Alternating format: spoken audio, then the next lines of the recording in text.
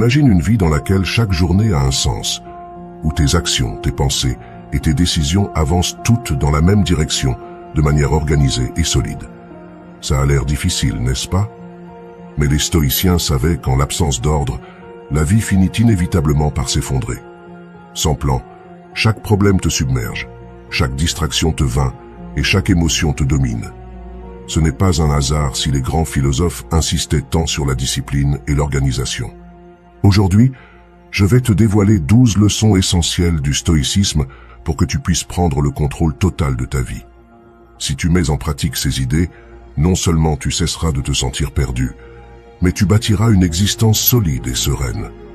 Avant de commencer, dirige-toi vers les commentaires et écris « Aujourd'hui, je m'engage à mettre de l'ordre dans ma vie ». Fais-le pour signer un pacte avec toi-même et franchir la première étape vers ta meilleure version. Écris-le maintenant et rends-le réel. Mais avant de commencer, comme d'habitude, si tu trouves de la valeur dans ces vidéos, je t'encourage à t'abonner et à activer les notifications pour être au courant des dernières nouveautés. Commençons. Leçon 1. Réveille-toi. Ta vie ne va pas se remettre d'elle-même en ordre. C'est la vérité que beaucoup fuient tant que la douleur reste supportable, jusqu'à ce qu'elle devienne insoutenable.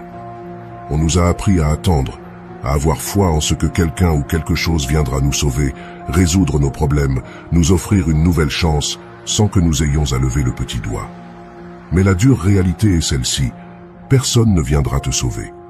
Il n'existe ni mentor, ni partenaire, ni ami, ni patron, ni gourou, capable de faire à ta place le travail que toi seul peux accomplir.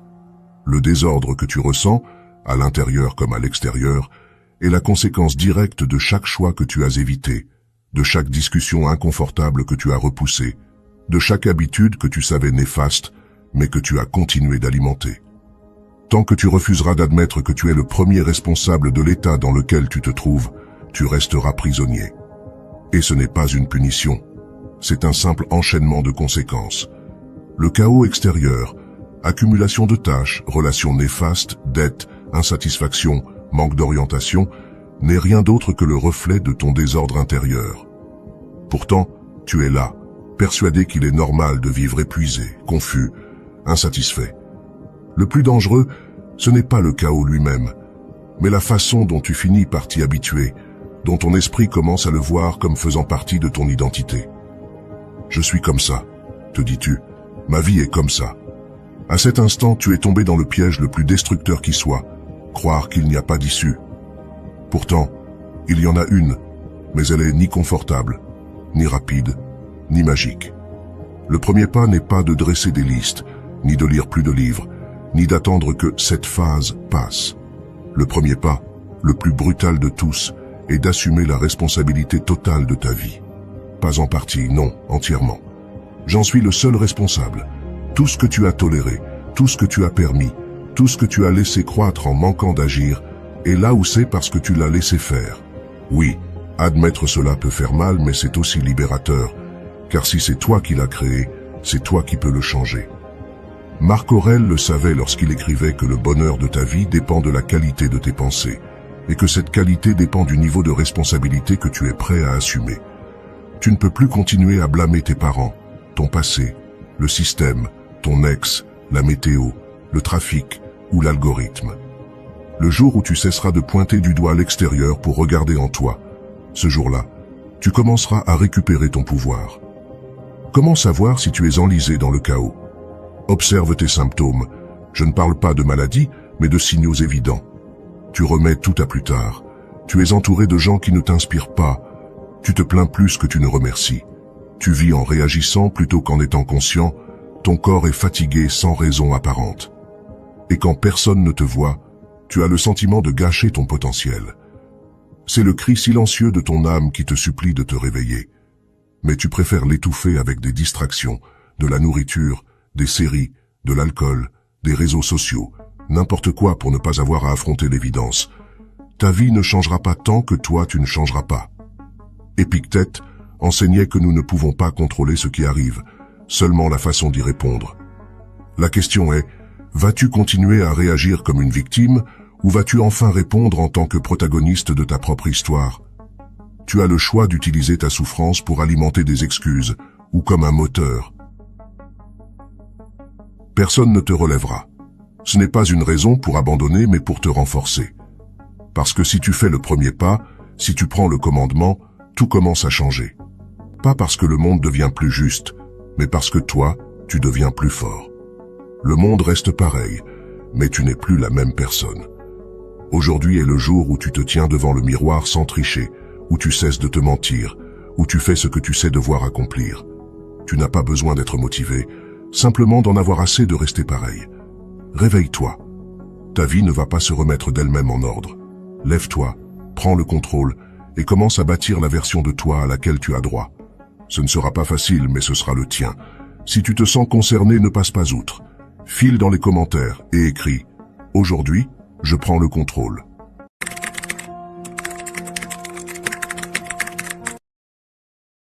Leçon 2. Ton agenda est ton âme. Même si cela semble exagéré, ce ne l'est pas. Parce que ce que tu fais chaque jour, heure après heure, tâche après tâche, détermine silencieusement qui tu es et qui tu deviens.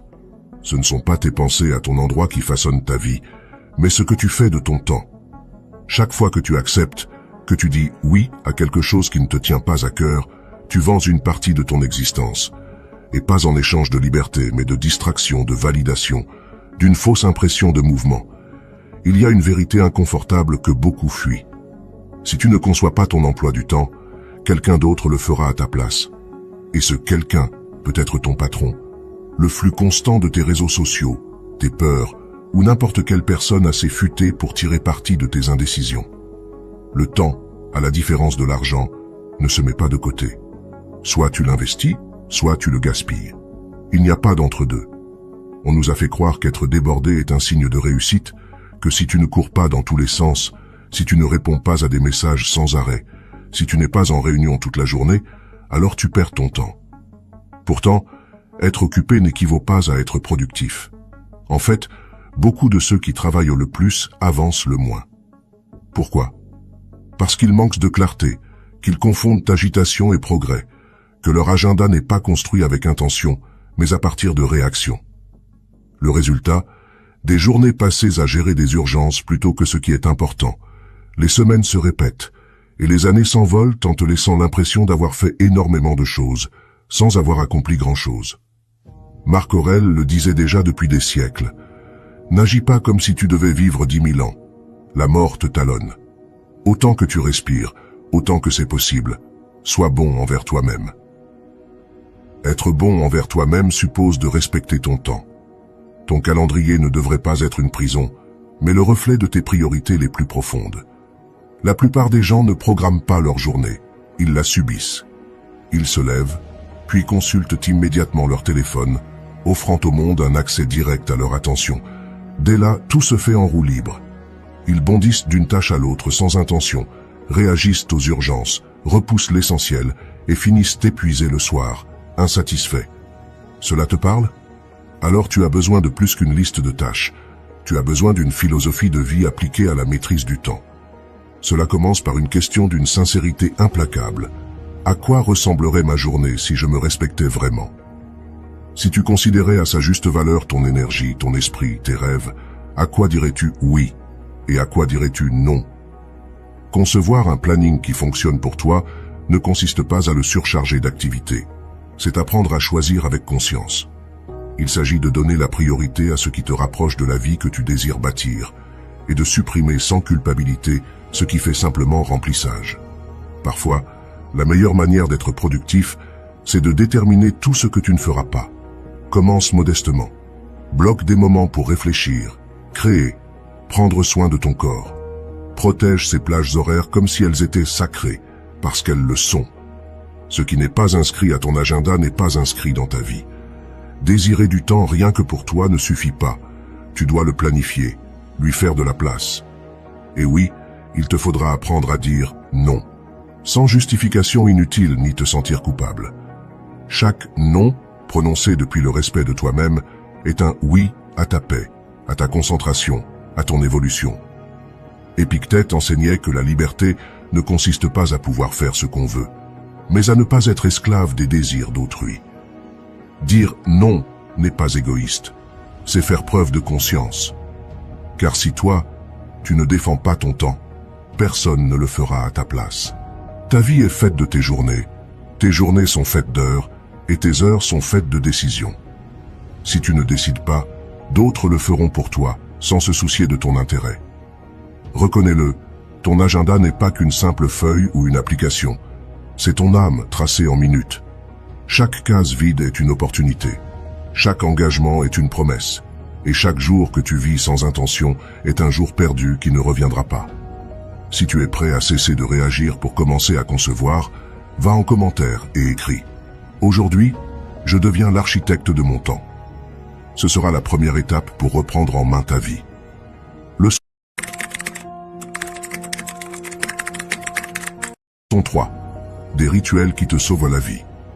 Ce n'est pas de l'exagération. Ces petits moments censément insignifiants au début et à la fin de ta journée déterminent si tu bâtis ton existence avec intention ou si tu la subis en mode pilote automatique. Les 30 premières minutes après ton réveil et les 30 dernières avant de dormir sont sacrées. Ce sont les portes par lesquelles entre l'énergie qui façonne ta journée ou le chaos qui la détruit. Ce que tu fais au réveil n'est pas un détail, c'est une déclaration. Tu dis au monde et à toi-même qui est aux commandes. Et si ton premier réflexe consiste à allumer ton téléphone, à te plonger dans tes messages, les infos, les réseaux ou les urgences en attente, tu viens de céder le gouvernail de ta vie à des forces extérieures. Tu as abdiqué ta clarté mentale avant même de prendre ton premier café. La même chose se produit le soir.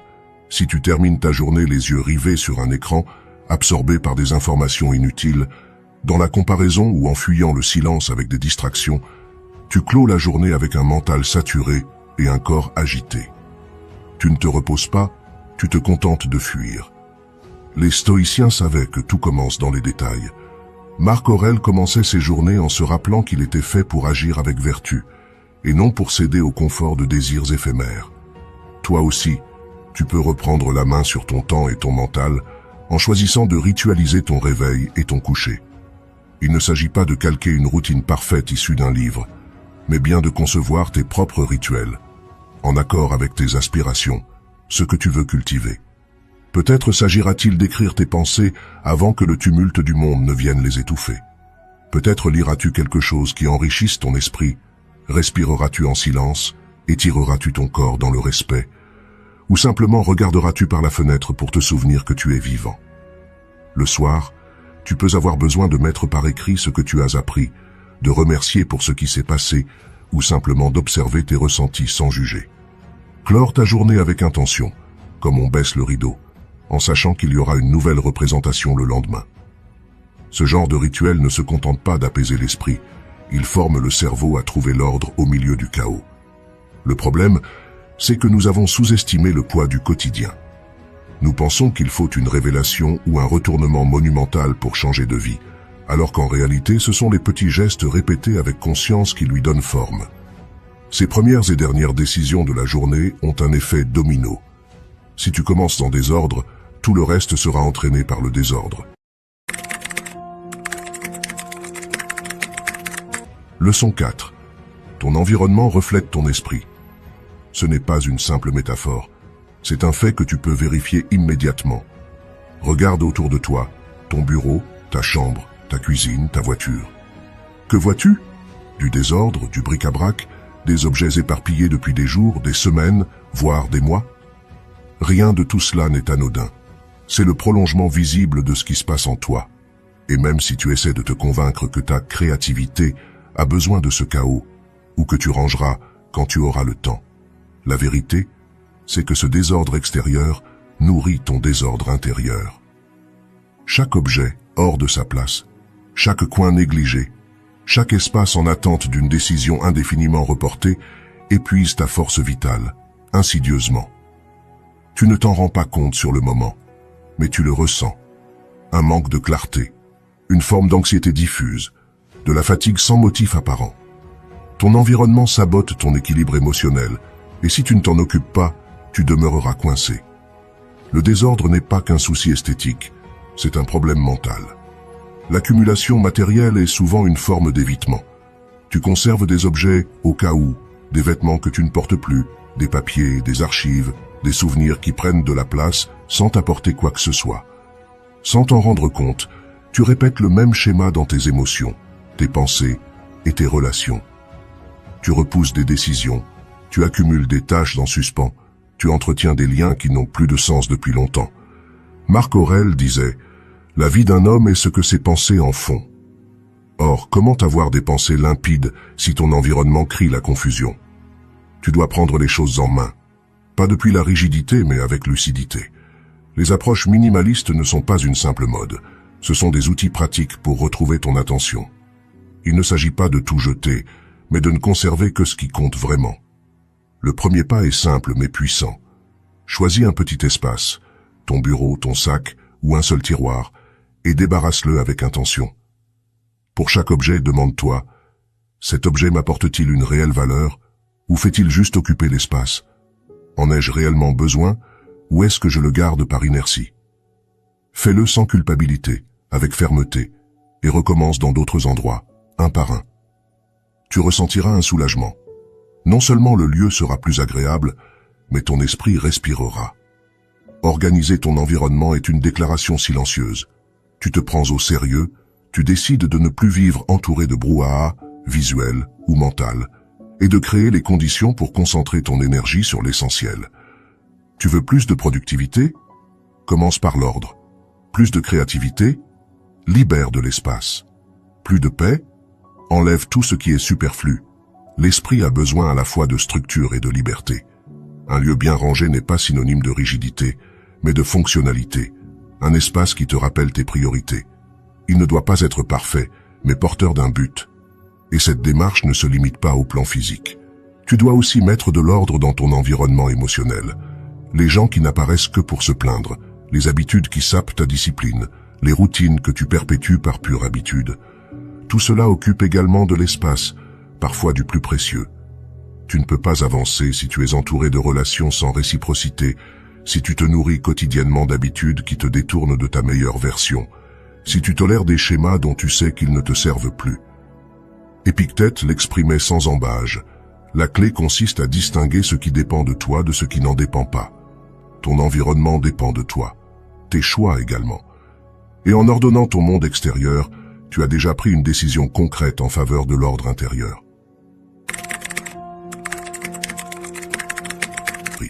Leçon 5. Planifier ou périr. Planifier ou périr. Cela peut sonner comme un drame, mais c'est la vérité. Sans planification à long terme, tu es condamné à passer ta vie à éteindre des incendies, sans comprendre pourquoi ils se déclarent. Et le pire, c'est que tu as l'impression d'être en mouvement, alors qu'en réalité tu n'avances pas. Tu fais, mais au final, rien ne change. Tu es fatigué, sans te rapprocher de ce que tu veux vraiment. Pourquoi? Parce que tu n'as aucune direction, que tu confonds l'urgent et l'important, parce que tu réagis au lieu de concevoir. Et c'est précisément la conception, la vision, la réflexion stratégique qui transforment une vie agitée en vie pleine de sens. Penser à long terme ne signifie pas renoncer au présent. C'est ce qui lui donne justement un sens. C'est saisir que chacune de tes décisions aujourd'hui construit ou détruit la personne que tu seras demain. Épictète le résumait clairement. Ne te laisse pas emporter par la situation, réfléchis aux conséquences. Nous vivons cependant dans une culture qui place l'immédiateté sur un piédestal. La gratification est instantanée, ce qui est urgent est sacralisé, et l'on méprise la planification. Et voilà pourquoi on confond activité et progrès. On se focalise pourtant sur la semaine en cours, sans jamais contempler l'année, ni même la décennie. Ton toi du futur n'a pas besoin que tu sois parfait aujourd'hui. Il a besoin que tu te mettes en route, que tu réfléchisses, que tu fasses des choix avec intention, que tu te demandes « Est-ce que je me rapproche de la vie que je veux ?» Avoir une visée stratégique n'est pas réservé aux PDG ou leaders, mais à tous ceux qui ne veulent pas gaspiller leur vie. C'est s'asseoir avec soi-même et déterminer « Qu'est-ce que je veux réaliser cette année ? Quel serait un vrai pas en avant ? À quoi ressemble pour moi une vie bien vécue ?» Puis, une fois que tu as un cap, tu le décomposes, tu le découpes pour le traduire en étapes concrètes. Les grands objectifs ne s'atteignent pas par la seule force de volonté, mais par la structure. Les objectifs annuels ne servent à rien si tu ne les transformes pas en actions mensuelles, et ces objectifs mensuels n'ont de sens que si tu en fais de vraies tâches pour la semaine. Celui qui omet ce travail se retrouve coincé entre l'anxiété de ce qu'il désire et la culpabilité de ne rien faire pour y parvenir, ce qui le paralyse. Segmenter, structurer, décider. Ne le fais pas une fois pour tout oublier juste après. Reviens-y chaque semaine, ajuste, recalibre. Mais ne vis plus ta vie en mode improvisation, comme si ton temps n'avait pas d'importance. Marc Aurèle, au milieu des guerres et de ses responsabilités impériales, trouvait du temps pour écrire, réfléchir, prévoir. Pourquoi ne pourrais-tu pas en faire autant toi qui n'es pas encore empereur? La planification ne fait pas que te donner une direction, elle te procure aussi la paix. Elle diminue le bruit, évite de courir sans savoir pourquoi, et plus important encore, elle te rappelle que tu n'es pas à la merci du chaos, que tu peux agir avec recul. Penser sur le long terme impose aussi de renoncer à certaines choses. Tu ne peux pas tout faire, tu ne peux pas dire oui à chaque opportunité, à chaque envie. Tu dois considérer ton énergie comme une ressource limitée, parce qu'elle l'est. Et si tout est important, alors plus rien ne l'est vraiment. Il te faut choisir, te focaliser. Chaque fois que tu dis oui à quelque chose sans y réfléchir, tu dis non à ce qui pourrait véritablement changer ta vie. L'art de planifier est aussi l'art de hiérarchiser, et cela exige du courage. Le courage de décevoir les attentes des autres pour honorer ta vision intérieure. Ne confonds pas mouvement et progrès. Être occupé ne signifie pas progresser. Seul celui qui planifie, évalue et rectifie peut certifier « Aujourd'hui, je suis plus avancé qu'hier ». Le reste n'est qu'une illusion de progrès, un épuisement sans lendemain, un effort sans objectif. Planifie ou péris. Pas parce que tout se déroulera comme prévu, mais parce que sans plan, tu te transformes en satellite, tournant autour de l'urgence, de l'extérieur, du trivial. Si tu es prêt à cesser d'improviser pour commencer à construire ta vie avec une vraie vision, va en commentaire et écris « À partir d'aujourd'hui, mon futur a un plan ». Ce sera la première étape pour arrêter de survivre et commencer à être le chef d'orchestre de ton existence.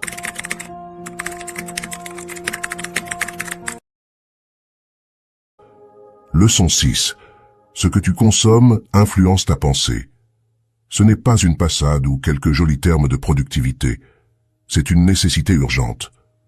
Car même si tu ne t'en rends pas compte, ce que tu consommes chaque jour avec tes yeux et tes oreilles façonne peu à peu ton esprit, ton humeur et ta manière de réfléchir. Je ne parle pas seulement de nourriture, mais aussi de ce que tu vois sur les réseaux sociaux, de ce que tu entends aux infos, de ce que tu lis, des gens à qui tu parles, de tous ces stimuli que tu laisses entrer sans filtre dans ton système nerveux. Nous vivons à une époque où l'abondance d'informations est le nouveau poison. Comme tout poison, il se déguise en plaisir. Tu te sens diverti, informé, connecté, mais peu à peu tu deviens plus anxieux, plus dispersé, plus dépendant du bruit. Tu ne le vois pas, mais ton esprit ne se repose jamais. Tu ne supportes plus le silence, et tu ressens le besoin de combler le moindre espace vide par quelque chose. Une vidéo, une notification, une opinion étrangère. C'est ainsi que tu perds le plus précieux de tes biens, ton attention. La dopamine est un neurotransmetteur lié au plaisir et à la motivation. C'est lui qui te fait te sentir bien quand tu obtiens quelque chose, quand tu reçois des likes, quand tu fais défiler un flux d'actualité ou que tu cliques sur des gros titres accrocheurs. Mais si tu n'en as pas conscience, tu deviens esclave de stimuli qui ne t'apportent qu'un plaisir instantané, tout en voilant ta capacité de concentration. C'est pourquoi tu as besoin d'une diète de dopamine. Non pour renoncer à la technologie, mais pour rééduquer ton cerveau à de nouveau apprécier le silence, la lecture profonde, une conversation sans interruption, à travailler sur un projet important sans chercher toutes les 5 minutes une bouffée de nouveauté. Car tant que ton esprit sera saturé de microstimuli, il sera incapable de soutenir son attention sur ce qui compte vraiment. Interroge-toi avec honnêteté. Ce que je consomme au quotidien nourrit-il mon esprit ou le remplit-il simplement de bruit? Lire n'est pas la même chose que défiler sans fin. Écouter une vraie discussion n'est pas la même chose que se noyer dans un flux d'opinions creuses. Choisir consciemment ce que tu laisses entrer dans ton esprit n'est pas la même chose que laisser l'algorithme décider pour toi. Épictète disait « Ce n'est pas ce qui t'arrive qui compte, mais l'interprétation que tu en fais. » Or, si ton esprit est encombré d'absurdités, comment prétendre interpréter la vie avec sagesse? Commence à curer ton environnement numérique. Nettoie régulièrement ta liste de contacts, tes fils d'actualité. Désabonne-toi des chaînes et contenus qui ne font qu'alimenter la plainte, la comparaison, le drame. Tu n'as pas besoin d'être au courant de tout ce qui se passe dans le monde, tout le temps. Tu n'as pas besoin d'avoir une opinion sur chaque sujet tendance. Tu as besoin de clarté, de concentration. Tu as besoin de protéger ton attention, la ressource la plus précieuse du XXIe siècle. C'est pour elle que les grandes entreprises se battent. C'est par elle que les réseaux sociaux tentent de te captiver. Et toi, sans t'en apercevoir, tu gaspilles chaque jour des heures de ta vie dans du contenu qui ne t'apporte rien. Un régime mental conscient suppose de fixer des limites, avoir des moments sans écran, désactiver les notifications à certains créneaux, organiser un cadre qui prime le contenu approfondi plutôt que superficiel. Au début, tu seras nerveux, c'est normal. Ton cerveau a été entraîné à l'hyperstimulation. Mais si tu résistes à l'inconfort initial, quelque chose changera. Tu penseras plus clairement, prendras de meilleures décisions, te concentreras plus facilement, et tu deviendras plus maître de toi parce que le bruit aura baissé et que ta voix intérieure sera plus audible. Leçon 7. Les relations toxiques n'occupent pas d'espace physique, mais créent le même désordre mental. Elles ne prennent pas la forme d'une pièce en désordre, mais induisent les mêmes effets dans ton esprit. Confusion, épuisement, manque de clarté. Ce sont des liens qui passent pour normaux, voire nécessaires, mais qui, jour après jour, grignotent ton énergie, ton estime de toi et ta concentration. Parfois, c'est un ami d'enfance, un membre de la famille, un partenaire ou un collègue, des gens à qui tu consacres du temps, mais pas dans un but de croissance partagée. Ils te maintiennent dans un état de stagnation, non par des cris, mais souvent à coups de micro-messages. La critique constante, déguisée en conseil, le sarcasme qui te rabaisse, le besoin émotionnel omniprésent qui te fait te sentir coupable dès lors que tu prends soin de toi. Et le plus dangereux, c'est que souvent tu ne le remarques que trop tard, lorsque tu es déjà complètement épuisé. Une relation toxique ne hurle pas toujours. Parfois elle chuchote, manipule, prend l'apparence de la fidélité ou de l'engagement. Or, ton corps le sait. Tu ressens l'anxiété avant de voir la personne, tu ne parviens plus à être toi-même. Chaque rencontre te vide au lieu de te nourrir. Tu commences à modifier ton comportement pour éviter les conflits, les tensions, pour ne pas faire d'histoire. Ce n'est pas de la connexion, c'est une prison émotionnelle. Marc Aurèle disait « Tu dois protéger ton esprit plus que toute autre chose, car c'est de lui que dépend ta vie. » Entouré de gens qui sèment le doute, l'insécurité ou la culpabilité, ton esprit se transforme en un champ de bataille permanent. Le premier pas est d'identifier ces liens, pas en les jugeant, mais avec lucidité. Demande-toi, est-ce que je me sens plus léger ou alourdi après avoir passé du temps avec cette personne? Puis-je m'exprimer librement, ou dois-je constamment faire attention à mes propos? Cette personne me pousse-t-elle à grandir, ou sabote-t-elle mes efforts au nom d'un soi-disant réalisme? Les réponses ne sont pas toujours confortables, mais elles sont indispensables, car tant que tu fréquenteras des relations qui t'éparpillent, avoir une direction sera impossible. Tu pourras avoir une supervision, d'excellentes habitudes et des plans solides. Si ton entourage n'est pas en phase avec ta croissance, tu finiras bloqué. Et voici un point essentiel, fixer des limites radicales. Pas des limites passives, ni de longues justifications. Des limites claires, fermes, et si besoin définitives. Tout le monde ne mérite pas d'avoir accès à toi. Tout le monde ne peut pas entrer dans ton espace mental et émotionnel sans tri.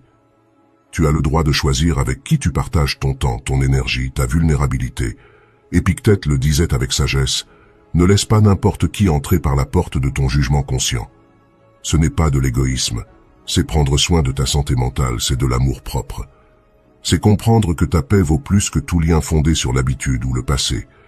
Il ne suffit pas d'éliminer ce qui est toxique. Il faut cultiver des relations qui t'aident à t'ordonner intérieurement. Des gens qui t'élèvent par leur exemple plutôt que par des mots, qui ne se définissent pas en rivalisant avec toi, mais qui se réjouissent de tes progrès, qui te contestent et t'encouragent avec respect, qui t'inspirent sans te mettre la pression, et surtout, qui te permettent d'être plus toi-même, pas moins. Ces relations ne se contentent pas de t'apporter du calme. Elles t'apportent une direction claire, car elles t'alignent avec la version de toi que tu veux construire. Apprends à t'entourer de gens qui t'harmonisent et non qui te dispersent. Parfois, cela implique de passer plus de temps seul, et c'est très bien. Le silence choisi vaut bien mieux que le tumulte émotionnel d'une relation dysfonctionnelle. Mieux vaut une vraie conversation avec toi-même que 10 discussions de surface avec des gens qui ne te comprennent pas. La solitude choisie est bien plus nourrissante que la compagnie qui fait mal. Quand tu nettoies ton environnement émotionnel, ton esprit s'éclaircit, ton corps se détend, et la vie se réorganise de l'intérieur vers l'extérieur. Si tu es prêt à cesser de tolérer les relations qui ne t'honorent pas, va en commentaire et écris « Je choisis de m'entourer de personnes qui m'alignent ». Ce sera ton premier pas vers l'harmonie émotionnelle, et ton bien-être t'en remerciera.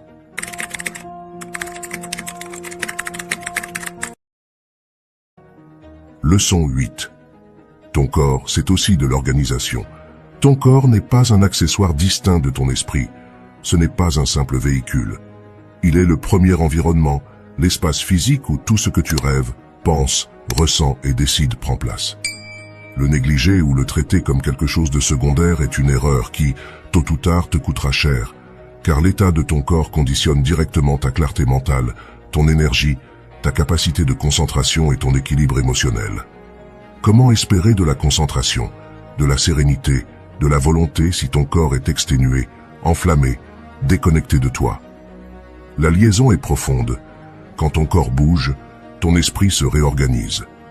Le sport n'a pas pour seule finalité l'apparence ou la santé physique. C'est un outil quotidien de nettoyage mental. Chaque fois que tu fais bouger ton corps, tu purges des tensions accumulées, tu augmentes la dopamine naturellement, tu oxygènes le cerveau, tu améliores ton humeur. Pas besoin de t'entraîner comme un athlète olympique ni de te compliquer la vie. Prends de petites habitudes quotidiennes. Marcher avec conscience, t'étirer au réveil, soulever quelques poids de manière raisonnée, pratiquer une respiration profonde en bougeant. L'important, ce n'est pas l'intensité, c'est la constance. Le mouvement quotidien n'est pas un caprice, c'est un acte d'organisation intérieure.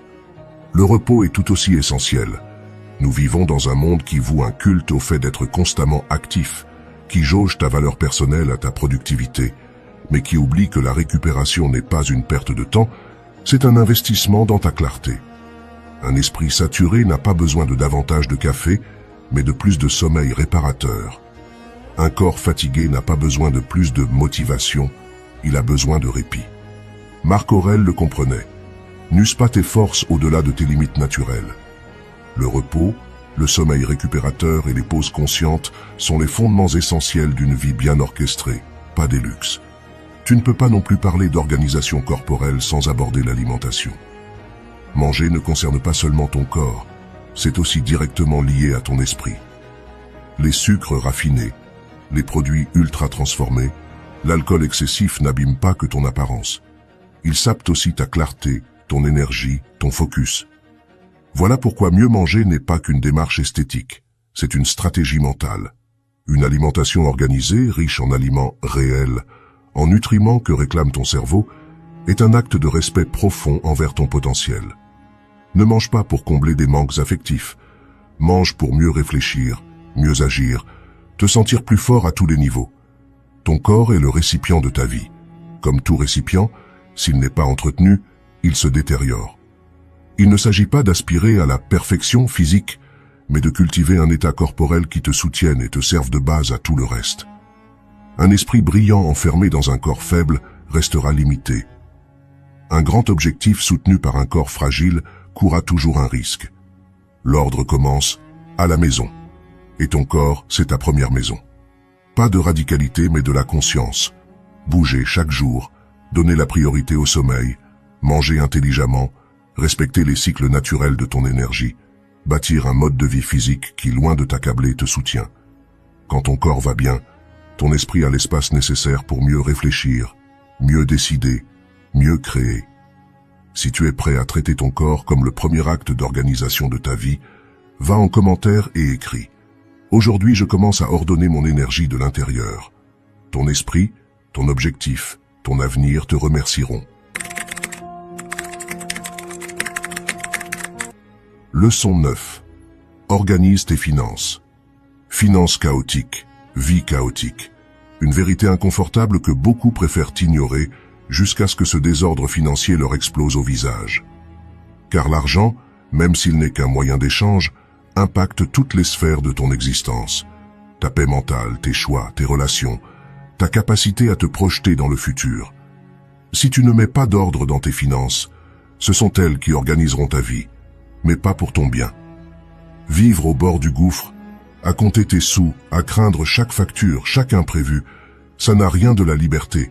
C'est une prison invisible qui te maintient toujours dans l'angoisse, la réaction et la restriction. Et même si tu te dis que tout ne tourne pas autour de l'argent, la vérité est que, sans contrôle financier, il est quasiment impossible de maîtriser quoi que ce soit d'autre. La première étape n'est pas de gagner plus, ni de demander une augmentation, ou de lancer une start-up du jour au lendemain. La première étape, c'est de construire un système de pilotage financier, même minimal. Savoir ce qui entre, savoir ce qui sort, et savoir à quoi tu dépenses chaque centime. Ce n'est pas palpitant ni glamour, c'est juste de la discipline, c'est du respect pour ton énergie.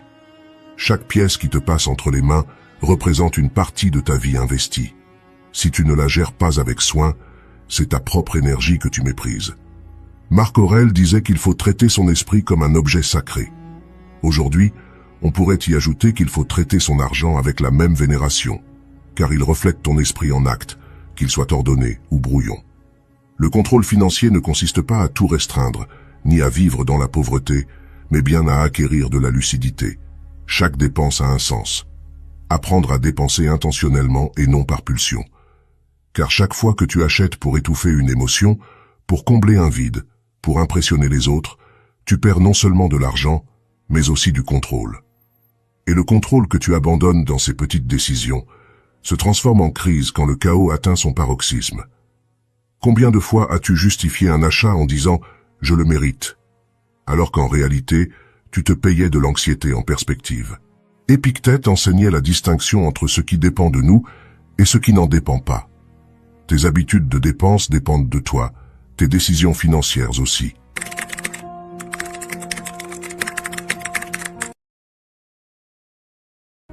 Leçon 10. La technologie, ton allié ou ta geôlière. La décision est sans appel. Chaque jour, tu te trouves face à ce choix, parfois sans même t'en rendre compte. La technologie peut décupler ton temps, élargir tes capacités d'organisation et simplifier ta vie d'une façon jadis inimaginable. Ou bien elle peut morceler ton attention, éparpiller ton esprit et te piéger dans des boucles de distraction infinies. L'outil en lui-même n'en est pas la cause, tout dépend de l'usage que tu en fais. Tu peux recourir à différentes applis et outils numériques pour accomplir plus, te concentrer davantage, structurer ta vie de manière plus intentionnelle. Ou bien tu peux finir enchaîné, esclave des flux de notifications, du défilement illimité, de l'illusion d'être connecté, alors que tu t'éloignes de toi-même. Le premier pas, c'est d'en être conscient, d'employer la technologie comme un moyen, non comme une finalité. Tu n'as pas besoin de supprimer ton smartphone, ni de fuir le monde digital. Tu dois juste le dompter, te souvenir que c'est toi qui commandes. Utilise des applis de liste pour vider ton esprit, pas pour le saturer de tâches inutiles. Programme des rappels pour installer de bonnes habitudes, pas pour vivre dans un état d'alerte permanente. Sers-toi de ton calendrier pour concevoir ton emploi du temps, pas pour le surcharger d'activités superflues. Ce n'est pas l'outil, c'est ton intention qui fait la différence. Marc Aurèle évoluait dans un monde infiniment moins saturé de stimuli, mais son conseil est toujours valable. Sois le maître de ton esprit, ou tu seras dominé par lui.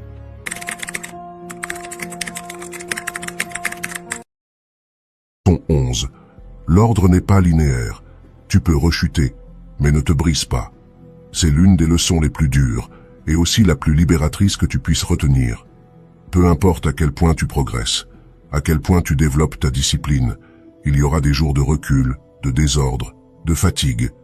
Tu ne te lèveras pas toujours à l'heure. Tu n'accompliras pas toujours ton plan idéal. Tu ne garderas pas toujours un état d'esprit limpide. Et c'est normal. Tomber n'est pas le problème. Croire que tomber signifie l'échec, voilà le vrai piège. Le chaos véritable ne naît pas de la chute, mais de l'abandon. Tant que tu reviens sur ton chemin, que tu te relèves fois après fois, tu continues de progresser. La vie n'exige pas la perfection, mais une persévérance dans le temps. Accepter les reculs sans baisser les bras est une aptitude déterminante pour la réussite à long terme. Ce n'est pas de l'auto-indulgence ni une excuse, c'est du pragmatisme. Épictète l'enseignait. Ce n'est pas ce qui t'arrive, mais ta manière de réagir qui compte.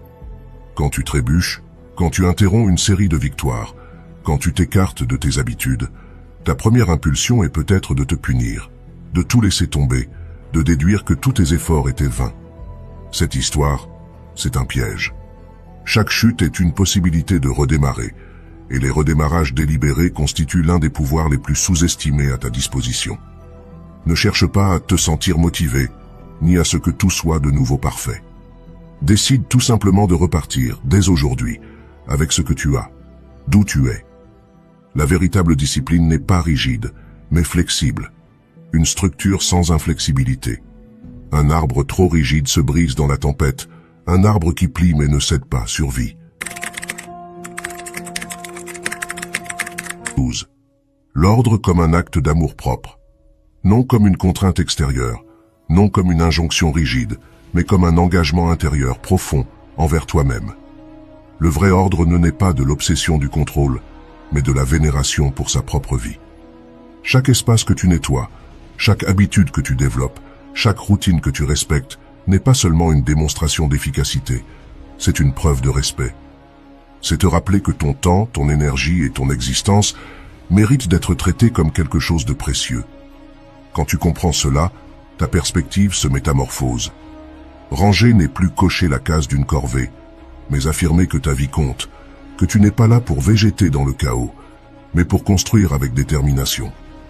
Chaque petit acte d'organisation, clore ta journée correctement, préparer ton espace de travail, prendre soin de ton corps, mettre de l'ordre dans ton environnement, devient une prière silencieuse.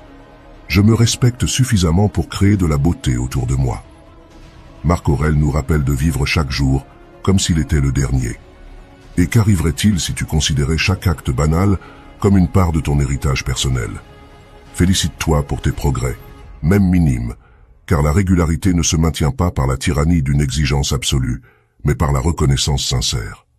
Chaque petit pas, chaque journée où tu arrives à être un tout petit peu plus ordonné, plus conscient, est une victoire qui mérite en soi d'être vue. N'attends pas que les grands changements.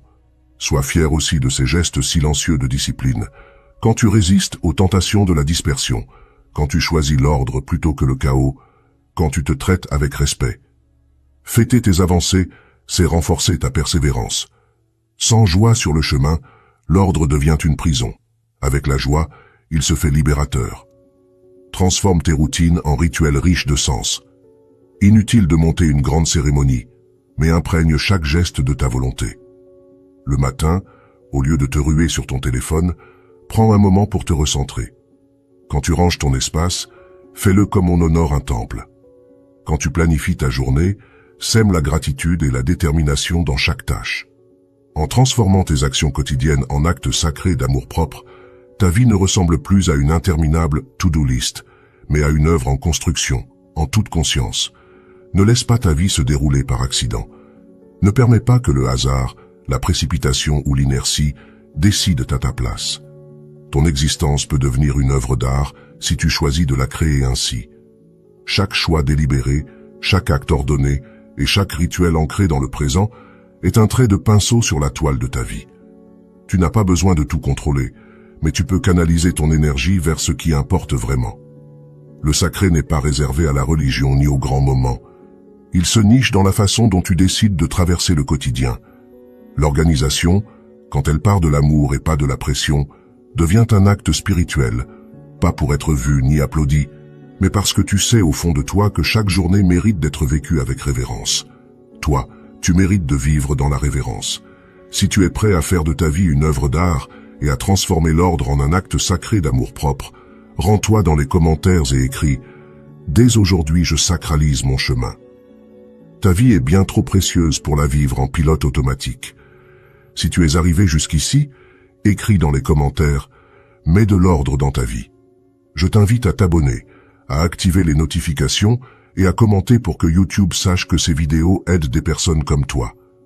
Cela nous motive à continuer de créer ce type de contenu dans le futur. Je te suggère de voir les 2 dernières vidéos que nous recommandons. Je te remercie sincèrement pour ton temps et ton soutien. On se retrouve pour notre prochaine aventure.